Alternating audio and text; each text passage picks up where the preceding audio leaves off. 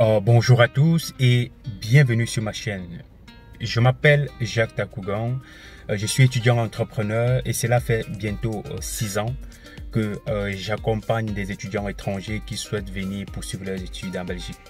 Si c'est la première fois que tu arrives sur ma chaîne, la première chose qu'il faut faire, c'est de t'abonner si ce n'est pas encore le cas. Ensuite, de cliquer sur la cloche de notification pour recevoir toutes mes prochaines publications. Mais pourquoi pas de partager la chaîne avec tous ceux-là qui seront susceptibles d'être intéressés par les études en Belgique. Dans cette vidéo, je dois parler de la situation des étudiants camerounais en Belgique. Il y a de cela quelques jours, il y a eu une réunion des étudiants camerounais avec l'un des responsables de l'Office des étrangers. Et cette réunion portait sur la situation des étudiants camerounais en Belgique.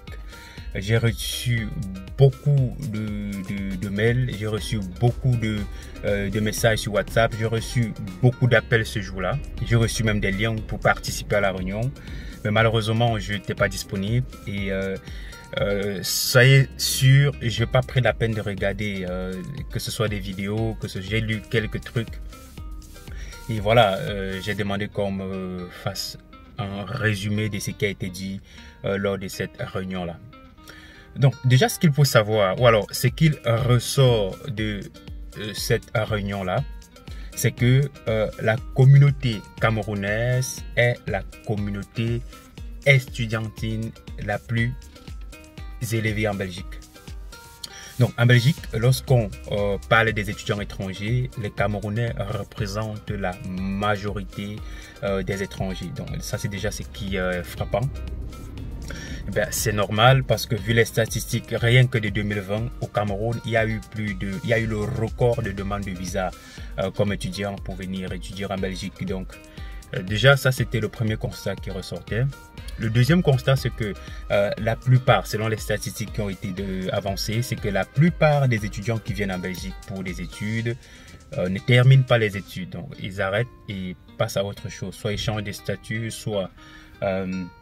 Bref, ça c'est quelques trucs qui ont été dits et d'ailleurs dans les prochains jours je vais peut-être publier d'autres articles qui vont parler de ça parce que je vais essayer de...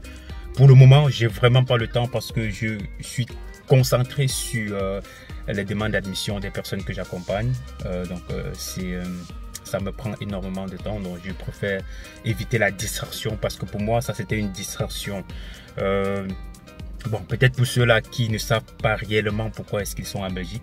Parce que si tu viens en Belgique pour des études, rassure-toi que tu dois faire des études. Tu dois faire ce pourquoi tu es venu en Belgique jusqu'au bout. Parce qu'à mon avis, il s'agit d'un projet que tu as longuement mûri et tu as décidé, tu as pris une décision de venir en Belgique. Donc, si tu es en Belgique pour des études, il faut faire des études. Donc, pour moi, c'est une distraction dans la mesure où ceux qui se sentent concernés, forcément, avaient été un peu alarmés, étaient un peu inquiets et ont passé le temps à regarder. Moi, je passe ce temps-là parce que, voilà, je sais ce que je suis venu chercher en Belgique.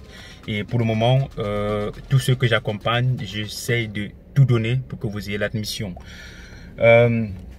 Donc, ce que je veux dire, c'est quoi? Mon avis est que lorsqu'on décide de venir étudier en Belgique, on prend la peine de mûrir ce projet et il est toujours important d'aller jusqu'au bout. Donc, les raccourcis en cours de route, ça c'est vraiment...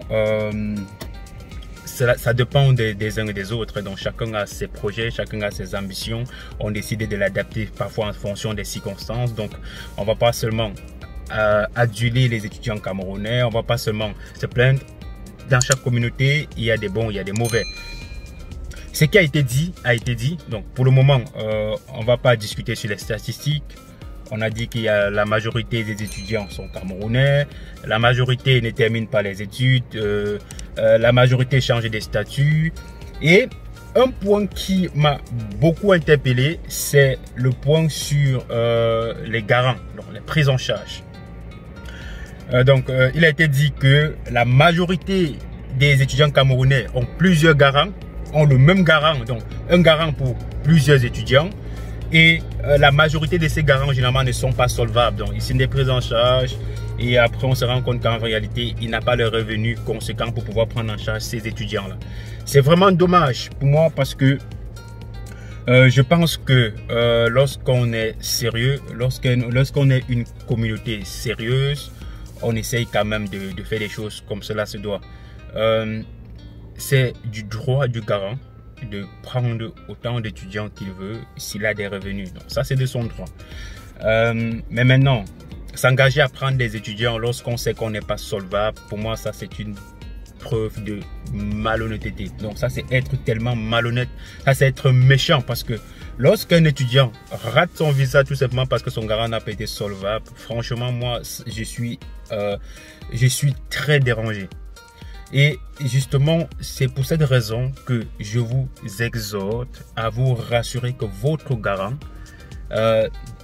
n'a pas d'autres personnes en charge. Ou alors, quelles sont les personnes qu'il a en charge? Est-ce que ce sont ses enfants? Est-ce que ce sont des autres étudiants? Même comme on sait que la plupart des garants ne vont pas vous dire. Lorsque parfois tu rencontres quelqu'un que tu as besoin qu'il t'aide, parfois il ne va pas te dire la vérité. Donc, c'est vraiment dommage.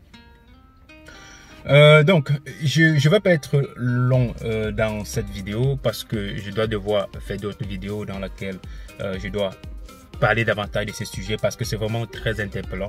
Il faudrait vraiment qu'on essaye de parler de la communauté des Camerounais. Donc nous les Camerounais, il faut vraiment qu'on essaye de s'asseoir et de discuter. Certes, on sait qu'il y a beaucoup de problèmes qui peuvent conduire à ce statu quo.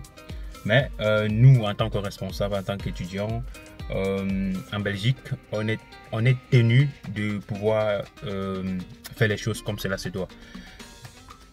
Donc, n'hésitez pas à partager la chaîne. Hein. On va parler de ces sujets-là dans les prochains jours d'une manière plus élargie. On va développer. Je dois vous dire concrètement ce que je pense. Donc déjà, je tiens à dire à tous ceux qui sont au Cameroun que je serai au Cameroun pendant les congés de Pâques. J'arrive au Cameroun. On va faire des séries ou alors des séances d'information sur les études en Belgique, sur la procédure, tout ce qu'il faut savoir. Et voilà, on va parler de cette opportunité de venir vous faire former en Belgique et pourquoi pas de retourner dans votre pays. Parce que l'un des points sur lesquels l'Office des étrangers a beaucoup insisté, c'est que les étudiants ou alors les Camerounais ne retournent pas dans leur pays. Je suis d'accord avec tout le monde que les conditions ne permettent pas de retourner, mais on peut créer des conditions. Donc ça c'est très important. Et voilà pourquoi j'insiste encore que nous, en tant que communauté camerounaise, on est censé s'asseoir, discuter des problèmes, discuter des stratégies à mettre sur pied pour un retour vraiment efficace. Il y a beaucoup de gens dans la diaspora qui souhaitent retourner investir au pays. Et voilà, c'est dommage que ça ne soit pas toujours évident. Il y a des points qui ont été abordés, comme par exemple donner la possibilité de 10 mois après que tu sois diplômé en Belgique, on te donne 10 mois pour pouvoir trouver un boulot et tout. De toutes les façons, ça, je vais parler dans les prochaines vidéos, ne vous inquiétez pas. Mais rassurez-vous, la procédure ne doit pas s'arrêter à bout de chemin. Donc, il y aura toujours la procédure les années prochaines. Il y aura toujours moyen de venir poursuivre des études en Belgique. Maintenant, il faudrait tout simplement être en règle. Il faudrait respecter scrupuleusement ce qui est dit ou alors ce qui concerne pratiquement le Camerounais.